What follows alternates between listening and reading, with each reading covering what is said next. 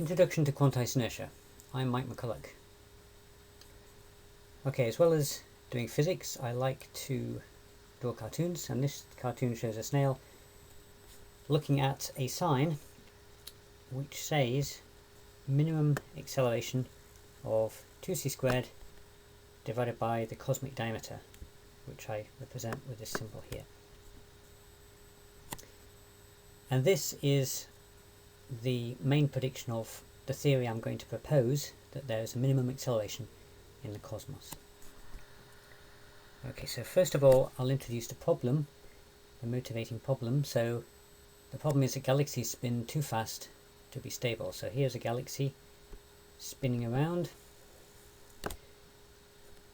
The trouble is, when we look at them in the night sky, they appear to be spinning too fast, so fast that the gravitational force of all the matter we can see cannot hold them in, and they should simply fly apart. This was first noticed by Fritz Zwicky back in 1933, a few other people as well, and finally showed far more conclusively by Rubin and Ford in 1970.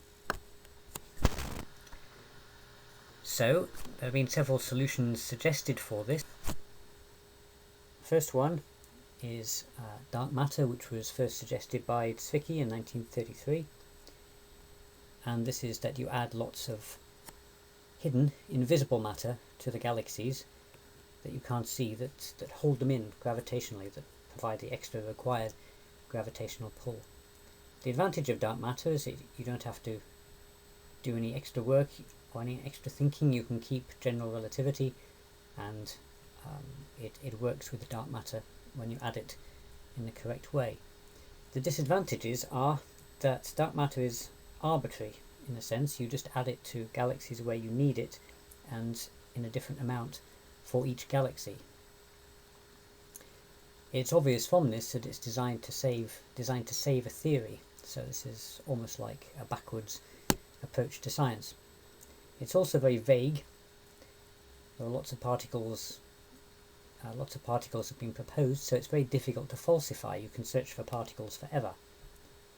Also, more recently, it's been at least partly falsified by McGough et al.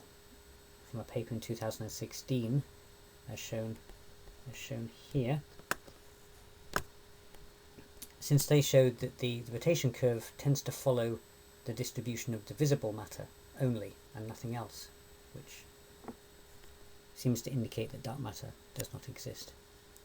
Another proposal was made by Mordecai Milgrom, 1983, called MOND, Modified Newtonian Dynamics.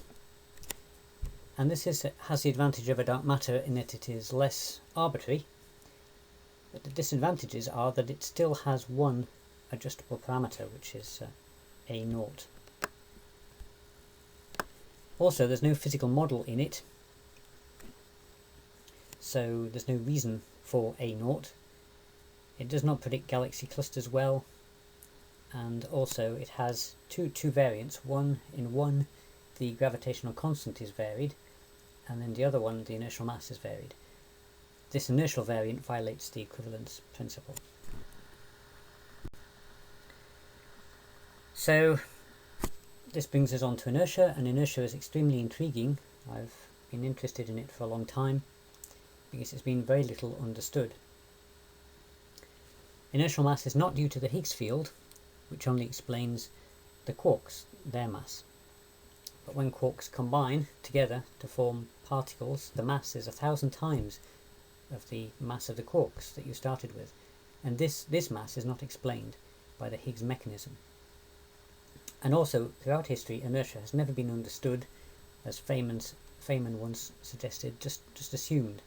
It's almost like language, that things keep going until you push on them. This is an assumption. The question is, why do they keep going until you push on them? So I'm going to propose in this talk that inertia arises from a kind of interaction between relativity and quantum mechanics. Okay, so I can start with the quantum vacuum. This is a phenomenon predicted by Heisenberg's uncertainty principle, which is shown up here. The idea is that the uncertainty in position times the uncertainty in momentum is equal to h bar, which is just a very small number. This means that if you consider smaller and smaller volumes of space, or uncertainty in position, then dx goes down, and so the uncertainty in momentum has to go up.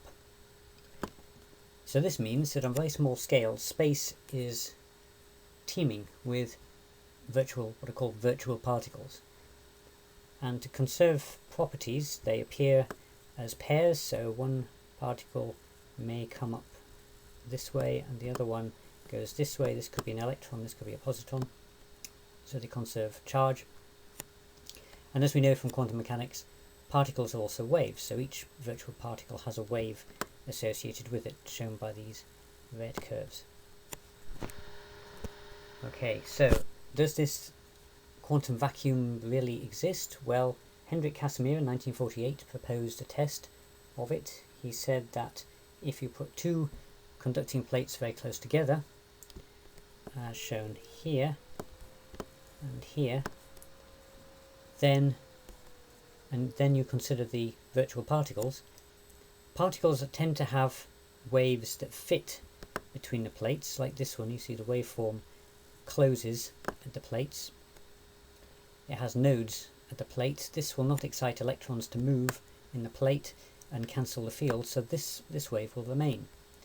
But other waves, for example this one here, will not fit, and here there'll be an electromagnetic field. The electrons will move to cancel it, so this wave will disappear, as will this one.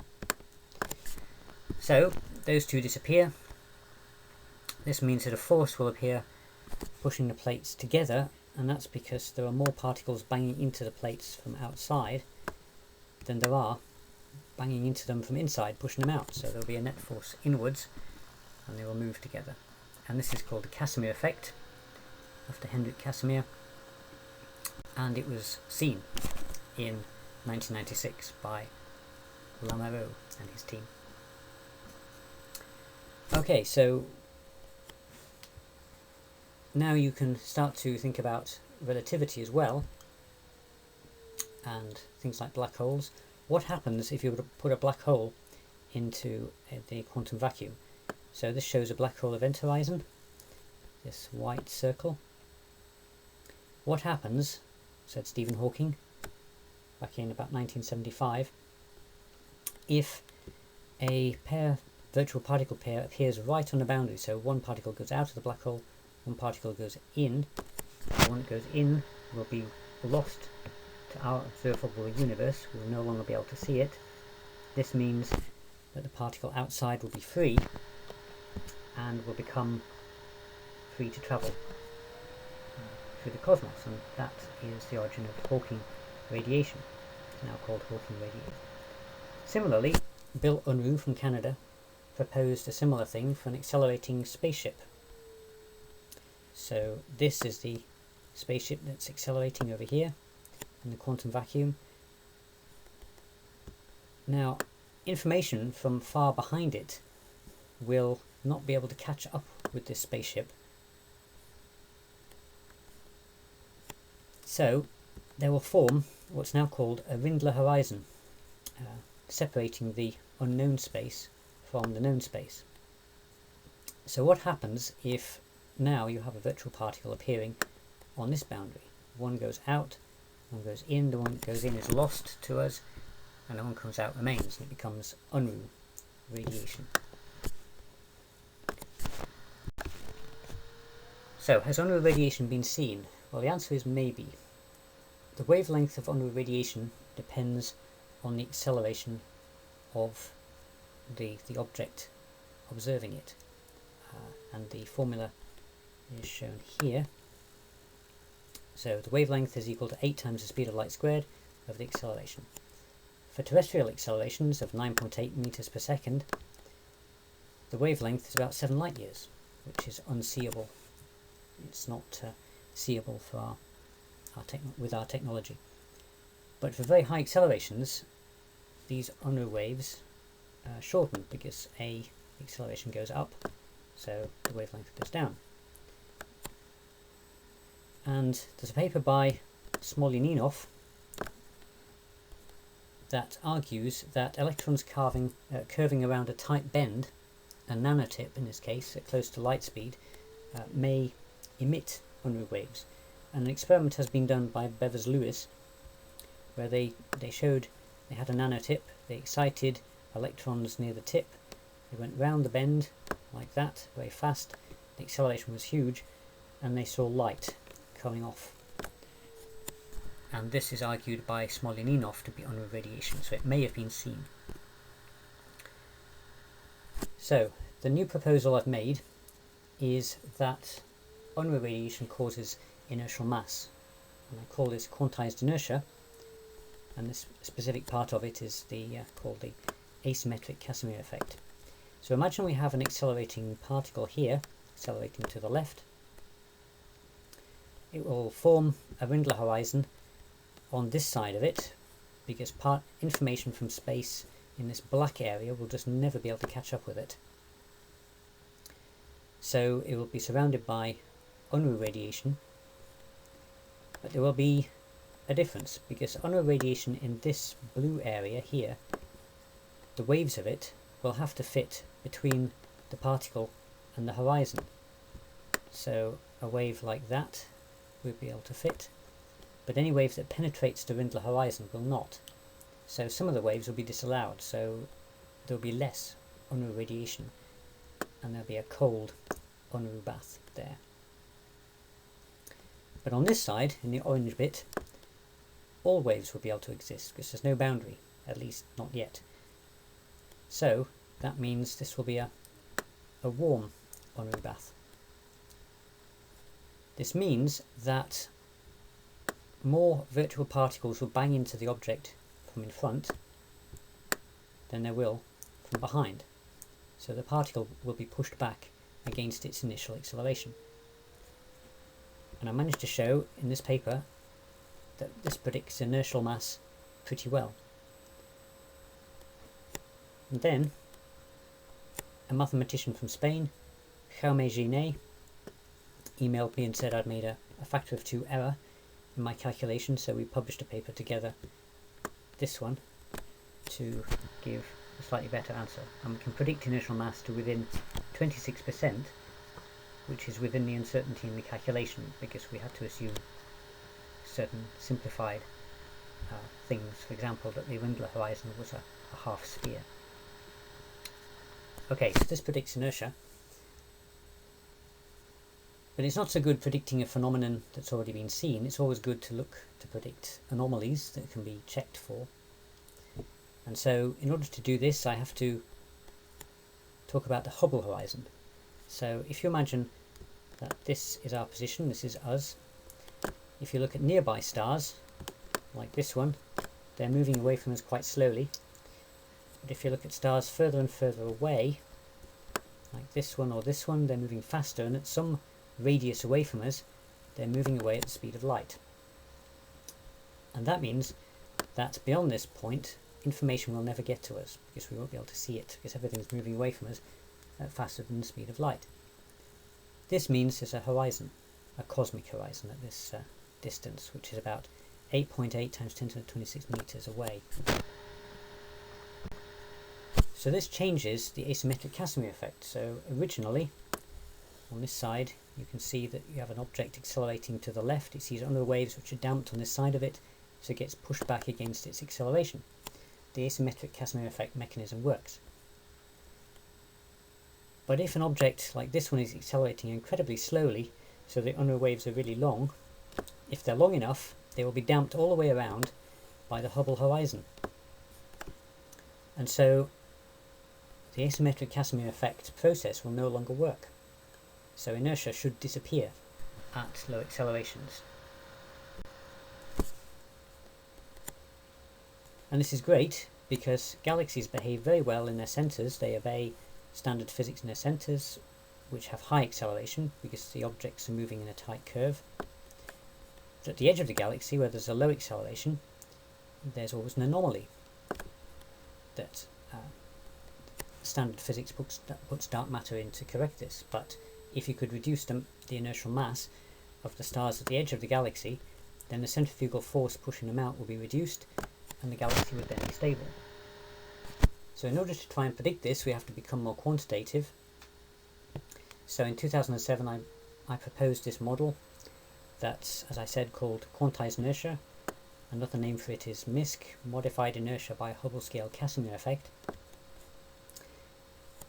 And the basic idea, of course, as I said, is that if you have a highly accelerated spaceship, it sees short Unruh waves that fit inside the observable universe, but if you have a low acceleration spaceship, the Unruh waves don't fit exactly into the cosmic diameter, so they're damped, so inertia reduces.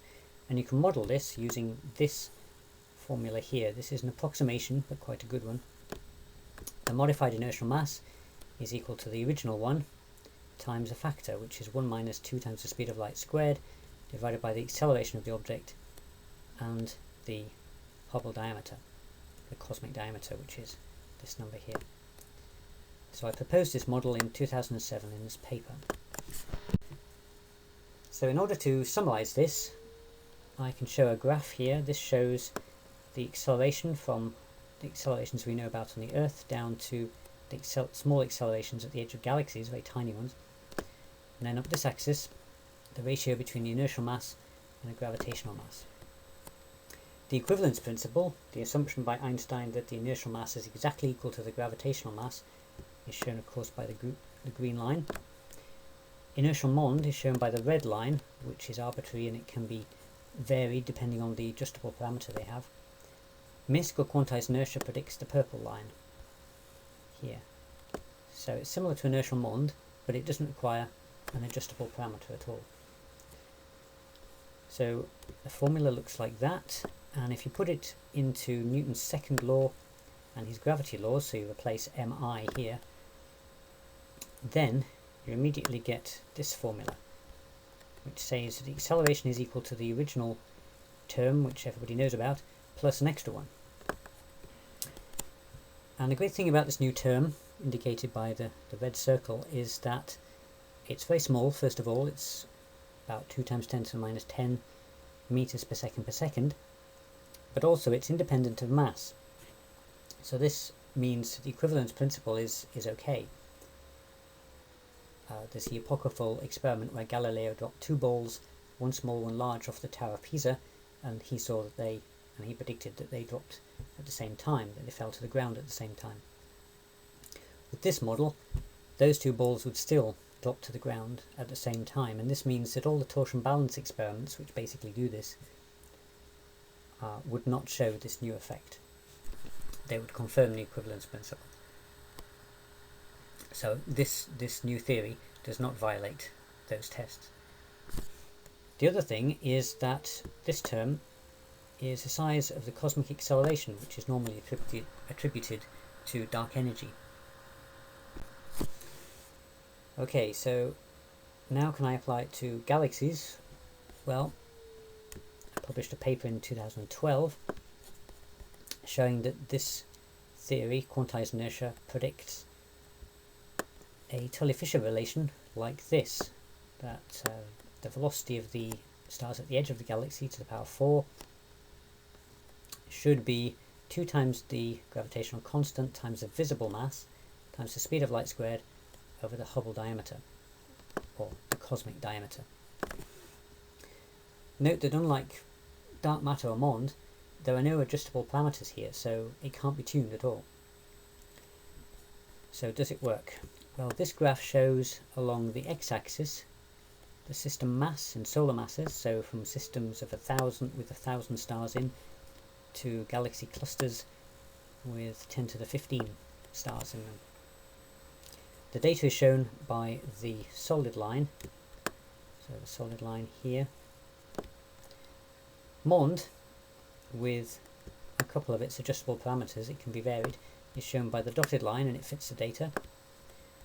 But quantized inertia, or MiHsC, is shown by the dashed line, and it also fits the data within the error bars, as I showed in the paper, and it does this without any adjustment. one other great thing that quantized inertia does is it predicts a dependence of galaxy rotation on redshift. And this graph shows that. So along the x-axis there's the expected acceleration from Newton, and along the y-axis there's the observed acceleration. And this data I've received from Stacey McGough in the United States.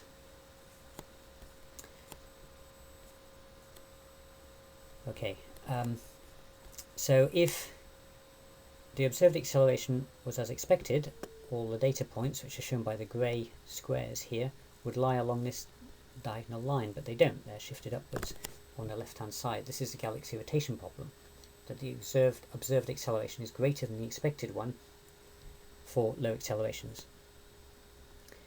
And the black line shows a MOND prediction, and the light blue line shows the quantized inertia or MiHsC prediction for low redshift. And you can see that they both agree with the data, but quantized inertia doesn't need any adjustment. But quantized inertia also says that there's a minimum acceleration in nature. So this minimum acceleration is shown here. A min is 2c squared over theta. Theta is a cosmic diameter, and in the past this was less because the universe has been expanding. If this term is less, then the minimum acceleration in the past should have been greater. So quantized inertia predicts that as you go back in the past and look at galaxies there, their observed acceleration should increase given the same amount of visible mass. So early galaxies should spin faster for the same amount of mass. And this prediction has just been confirmed by a paper in Nature by Genzel et al. They observed 6 early galaxies and showed that they span too fast. I've been submitting this paper for quite a long time, but it's now been accepted with minor modifications. Okay, so coming back to the old idea of Occam's razor, he said that the simplest theories should be chosen over more complex ones. The point is that dark matter, MOND and quantized inertia all fit the galaxy rotation data, but with dark matter you need to fit it to each galaxy by hand, which is not very scientific and it's very vague. MOND is better, but it also needs to be adjusted by its parameter A0. They fit it to the data. Quantized inertia fits, and it's not flexible at all. It has only one prediction and it works. So quantized inertia is very simple. This is, as I said, the formula, and it's extremely simple, and everything here is known. So this is the modified inertia, this is the normal inertia. Everything in the factor is known. This is the speed of light, which is known. The acceleration of the object is easy to measure, and the cosmic diameter is known to within 5% or so. So this is the great advantage of this theory, that it only uses known quantities. One interesting point is that this term is usually extremely small, so for everyday effects this has very little effect. This term only blows up if the acceleration becomes extremely small, as at the edge of galaxies or in deep space. But another way to make the effect more noticeable would be to reduce the cosmic diameter. This is a huge number, 10 to the 26. If you could reduce it down to a much smaller size, then the effect would be boosted hugely. Well, I think the EmDrive is doing just that. So I'll just tell you briefly what the EmDrive is. It's an anomaly discovered around about 2001 by an engineer, Roger J. Scheuer. He was looking at cone-shaped microwave resonant cavities like this. There's a magnetron here putting microwaves into the cavity, and he found that they move very slightly towards their narrow ends. It's a very small force indeed, but it appears to exist. Now, of course, this could be an experimental error, but no one has yet identified one. And there is a way that it can be explained with quantized inertia. You can assume that the copper walls of the EmDrive, shown here, are a bit like the Hubble horizon. And if you assume that the inertia of light changes following quantized inertia, then on this side of the EmDrive, as the microwaves are bouncing around inside, more Unruh waves are allowed because the cosmic diameter is bigger, the effective cosmic diameter, the walls of the cavity. So the asymmetric Casimir effect is more efficient at this side and less efficient at this side. This means that as the particles bounce around, every time they go towards the wide end, they gain inertial mass, and every time they go to the narrow end, they lose it. This is a bit like a process of shifting the mass of the input microwaves continually towards the wide end. Another way you can think about it is as a man on a ship. If he is constantly moving from the front of the ship to the back, but every time he moves to the back he picks up a weight from the deck, takes it to the back, that means the centre of mass of the ship is continually moving to the back, so the ship itself will move slightly forward.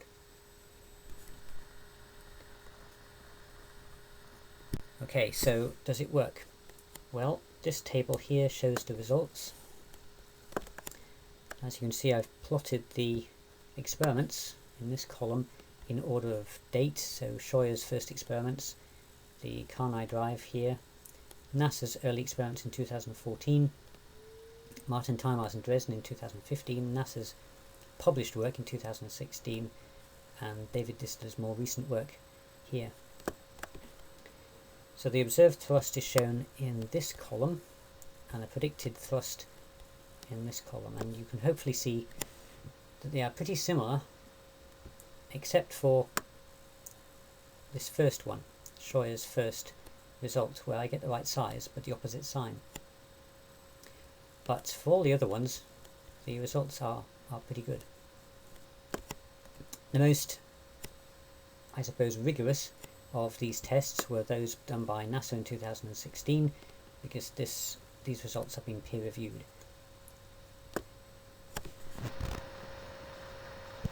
Okay, so one generalization or application of this would be a horizon drive. What you might have is an acceleration core here, something moving around very fast like photons in a cavity, or something rotating very fast, so that the Unruh waves it sees will be short enough to be interfered with or damped by a damper here, which could have a fractal shape. A fractal shape is good because it would damp more than one frequency, it would damp a whole range of them. Okay, so I'm coming towards a conclusion now, but this is just a summary of all the phenomena or anomalies that quantized inertia predicts in order of scale. So this shows the scale from big things to small things, and this axis shows the acceleration from high acceleration to low. So quantized inertia predicts the EmDrive, as I've discussed, a few of the things that I can't really go into now, flyby anomalies, Proxima Centauri's orbit, predicts galaxy rotation, also the low L cosmic microwave background anomaly, which is an unexpected smoothness of cosmic patterns on the largest scales. It also predicts cosmic acceleration and cosmic mass. It gives an explanation of inertial mass. It gets rid of dark matter and dark energy, and it unifies quantum mechanics and relativity. A bit more on that, there is a simpler approach to understanding inertia in this way, using quantized inertia. You can do it using Heisenberg's uncertainty principle, which is shown again here. So uncertainty momentum times uncertainty in position is h bar, a very small number. You can rearrange it so that the uncertainty in energy is given by h bar c over the uncertainty in position. With this theory, what I'm effectively doing is allowing relativity to decide on the uncertainty in position. So if you have an object here accelerating to the right, then the Rindler horizon it sees will be far away, over here, and this means that it will be able to see a lot of space, so its uncertainty in position will be larger, so its energy will be low. On the other hand, if an object has a high acceleration, the Rindler horizon will come closer. That means that its uncertainty in position is reduced because it doesn't have much space to see, so dx is small, and this releases energy. And it's my proposal that this energy is producing inertial mass. So I published this in this paper here, and I can also predict gravity this way as well. Okay, so to conclude, I'm suggesting a new model of inertia called quantized inertia, or MiHsC, and it assumes that inertia is due to a quantum vacuum being damped asymmetrically by Rindler horizons. So this is a combination of relativity and quantum mechanics. Plus, cosmology enters into it as well, because at low acceleration the spherically symmetric cosmic horizon stops this process. So you lose inertial mass. So assumption 1 predicts standard inertia, and assumption 2 predicts inertia decreases in a new way at low acceleration. So with no adjustable parameters, quantized inertia predicts cosmic acceleration without dark energy, and galaxy rotation without dark matter, without any adjustment. And it predicts the EmDrive as well, quite well. Okay, so that's the end of the talk. If you have any questions, my email is shown at the bottom, and I write a blog, and I've written a book called Physics from the Edge. Thank you for listening.